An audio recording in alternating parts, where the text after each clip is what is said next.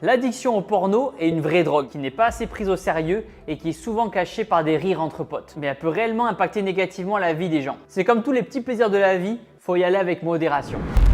On va parler de l'addiction au porno, sujet qui touche tout le monde. Adultes, ados, enfants. Après vous me direz, attends Thibaut, il y a aussi des filles qui regardent des films porno. C'est vrai, mais bon, c'est surtout des mecs qui sont consommateurs. Quasiment 99% des mecs, et oui aussi un peu de femmes. C'est un sujet qui est réellement pas facile à aborder. Donc la première question qu'on se pose c'est, pourquoi on regarde du porno? Quel est le but, l'intérêt? Est-ce qu'il y a un manque de confiance d'aller draguer des filles dans la vraie vie? Est-ce que c'est parce que le porno nous permet de voir des femmes nues qu'on ne pourra jamais atteindre? Est-ce que le porno nous offre des fantasmes qu'on ose assouvir? Est-ce que le porno est une solution contre notre solitude? Est-ce que ça nous aide tout simplement à nous endormir? Ou est-ce que c'est parce que notre cerveau réclame cette décharge d'endorphine liée à l'éjaculation? Il existe plein de raisons différentes de regarder du porno.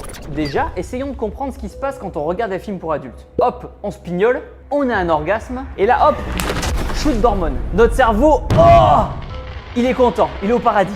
Et cette libération d'endorphine, elle vient conforter notre cerveau. Elle vient lui dire « Oh putain, c'était trop cool !» Encore. Notre cerveau va donc réclamer une autre dose. Tu auras, vous l'aurez compris, un effet boule de neige avec ce besoin de regarder de plus en plus de porno pour qu'à chaque fois, on libère encore plus d'endorphine. Et c'est là que va commencer notre dépendance, quand notre cerveau nous demande d'y aller encore et encore. Ça devient plus juste un plaisir, mais un besoin. Comme je vous le disais tout à l'heure, moi perso, je pouvais y aller 4 fois par jour, mais sans aucun problème. Le matin au réveil, entre midi et 2, petite pause, pendant l'après-midi au goûter, et avant de dormir, ça permet de s'apaiser tranquillement. Et vous n'imaginez pas le nombre de personnes en couple qui regardent du porno. Heureusement, le porno n'a pas affecté ma vie de couple, mais ça aurait pu. D'autant plus que regarder 4 pornos par jour, ça prend du temps. Moyenne basse, 10 minutes à chaque fois, multiplié par 4 fois par jour. Ça fait donc 40 minutes par jour, soit 280 minutes par semaine, ce qui correspond à 4h40. Déjà, rien que là, c'est 4 séances de sport d'1 heure par semaine qui part en branlette. Soit un total de 20 heures par mois.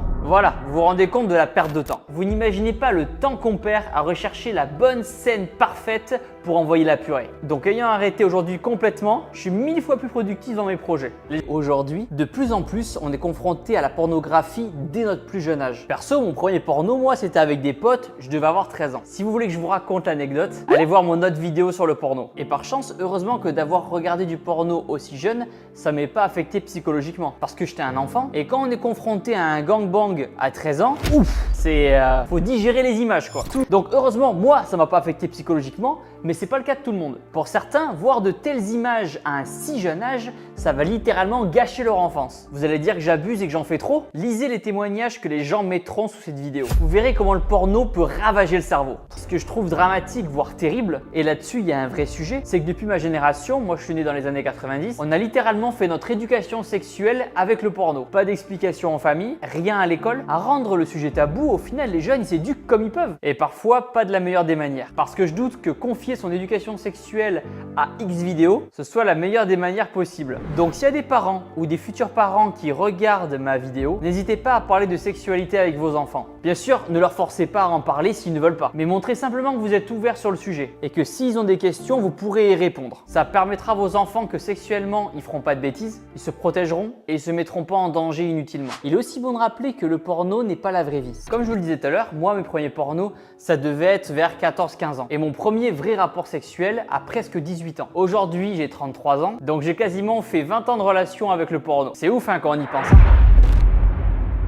D'ailleurs, on est la première génération à officiellement parler d'addiction au porno. À l'époque, le porno était payant et il fallait se déplacer pour en consommer. Acheter des magazines, acheter des DVD, acheter des cassettes. Nous, notre génération, le porno, il est gratuit, illimité et accessible au bout de la main grâce à notre téléphone. Donc oui, l'addiction au porno est un sujet à prendre très au sérieux. Qu'est-ce qui est en train de se passer du coup actuellement avec les jeunes et les moins jeunes? Les hommes sont en train de se dire que finalement, les rapports sexuels dans la vraie vie avec une femme ou avec un homme, c'est pas si foufou que ça. Et ils préfèrent donc prendre du plaisir devant un film porno. Ça coûte moins cher, pas besoin de sortir, c'est plus rapide, il y a le risque d'MST et l'orgasme est garanti. Alors que dans la vraie vie, faut se préparer, faut s'habiller, faut sortir de chez soi, faut draguer une fille, payer un verre, payer un resto. Ça coûte cher. Les gens aujourd'hui, ils ont plus de thunes. Et à la fin, on n'est même pas sûr de conclure. Je vous parle même pas du risque d'avoir une MST ou un bébé. Franchement, quand on pèse les deux, je comprends que les gens font beaucoup moins l'amour qu'avant. Le porno, 5 minutes c'est plié, on va au lit. Mais vous l'aurez compris, c'est pas la bonne façon de fonctionner. On est devenus des impatients de la vie. Donc j'en profite les gars pour vous dire on respire. Prenez votre temps. Les choses ont plus de saveur quand on galère à les avoir. La vie est longue, ça va le faire. Vous allez y arriver. Vous mettez pas la pression comme ça. Tu te couches le soir avec la promesse de ne plus recommencer et le lendemain tu recommences. J'ai créé un guide gratuit qui t'explique exactement pourquoi et comment arrêter pour de vrai. Le lien se trouve en description. Du coup, on vient donc à penser, est-ce que le porno est mieux que les femmes? Bien sûr, la réponse est non, mais beaucoup le pensent. D'autant plus que quand on voit toutes les catégories qu'il y a dans les films porno, beaucoup de personnes peuvent trouver le sexe classique, dans la vraie vie, fade, comparé à toutes les dingueries qu'on peut voir. Ce qui peut conduire le consommateur à avoir des problèmes d'érection dans sa vraie vie, dans ses vrais rapports sexuels avec sa femme. Parce que pour lui, sa femme avec qui il est depuis 30 ans est moins excitante que le film qu'il a vu en POV avec 5 meufs à poil sur un yacht. Cette vidéo s'adresse tout particulièrement aux personnes qui passent des soirées, des nuits devant du porno et parfois même sans se masturber, juste à regarder. Et quand on passe des soirées et des nuits à regarder du porno, qu'est-ce qui se passe? Le lendemain, on est fatigué. On n'a plus d'endorphine puisqu'on a eu des orgasmes toute la nuit, donc le lendemain, on a envie de rien faire. Et ça, c'est la réalité, c'est un vrai sujet. Et faut pas rigoler avec ça parce qu'il y a des gens qui gâchent réellement leur vie. Toute leur vie tourne autour de la pornographie. Ils n'ont que ça en tête. C'est normal qu'après, qu'il y ait des personnes qui n'ont même pas envie ou pas l'énergie de faire du sport. Et cette surconsommation du porno, qu'est-ce qu'elle va faire au cerveau? Qu'est-ce qu'elle va engendrer? Plein de choses, mais aussi et surtout une constante sexualisation de la femme. Ça veut dire que quand vous allez avoir une femme en face de vous, vous n'allez voir que ses nichons. Et cette addiction peut avoir de réelles conséquences dans son couple. Avec par exemple la femme qui va au lit un petit peu plus tôt, l'homme va rester au salon un peu plus longtemps, va en profiter pour regarder un porno et se masturber, puis il va au lit la rejoindre. Sa femme souhaite avoir un rapport intime, l'homme ayant joui 5 minutes plus tôt, il n'a plus envie, et la femme peut se sentir insatisfaite, voire même vexée. Surtout si c'est quelque chose qui arrive régulièrement. Et plus on discute, plus on se rend compte que c'est très facile de tomber dans cette addiction. C'est à portée de main sur son téléphone. C'est anonyme, gratuit. Vous avez littéralement de la drogue à la maison sans avoir besoin de rien faire. Surtout que c'est pas la tentation qui manque. Car entre le porno sur Twitter et le contenu sexy sur Instagram et TikTok, ça fait vite vriller. On finit même parfois par regarder du porno alors qu'on n'a même pas envie. Juste ça occupe et on prend son shot d'endorphine. C'est là que va commencer l'addiction où il en faut de plus en plus. Et comme je le disais tout à l'heure, il y a aussi des personnes qui regardent du porno sans se masturber. Il y a juste cette recherche de voir des images de plus en plus hardcore. Un peu comme les personnes qui sont addictes au contenu gore violent. Mais ça, c'est un autre type d'addiction, mais c'est sur le même principe. Du coup, comment j'ai réussi à arrêter? Perso, du jour au lendemain. C'est vraiment qu'une question d'ego. Je voulais me prouver à moi-même que mon mental était plus fort que le porno. Plus fort que quelque chose que je consommais quotidiennement depuis presque 20 ans. Je voulais me prouver que j'étais libre et que c'était moi qui étais maître de mes pulsions. Après, je vous cache pas qu'au début, ça n'a pas été forcément facile. Vu qu'il y avait cette habitude, des fois, il y avait comme un automatisme, un mécanisme. Je prenais mon ordi, tata, puis je réalisais que, bah non en fait. Non!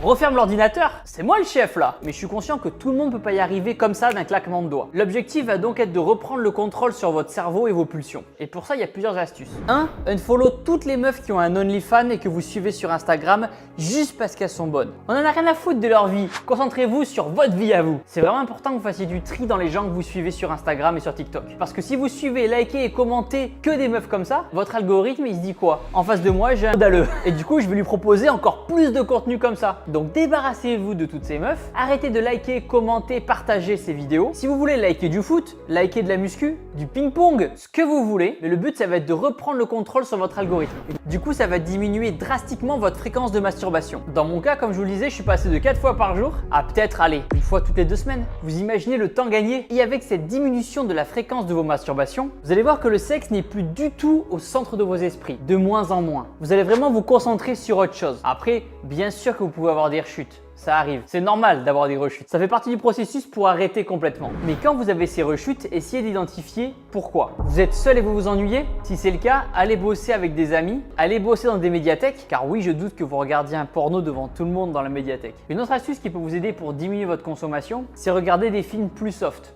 Type érotique. Ça peut être une première marche pour réussir à ralentir. Et après, une fois que vous aurez arrêté, dites-vous que vous serez un petit peu comme un alcoolique. Dans le sens où vous devrez rester méfiant et vigilant parce que vous pouvez retomber dedans à tout instant. J'en profite, si vous avez un témoignage à nous raconter autour de l'addiction à la pornographie, laissez-moi un commentaire sous la vidéo. Je pense que ça peut aider beaucoup de personnes.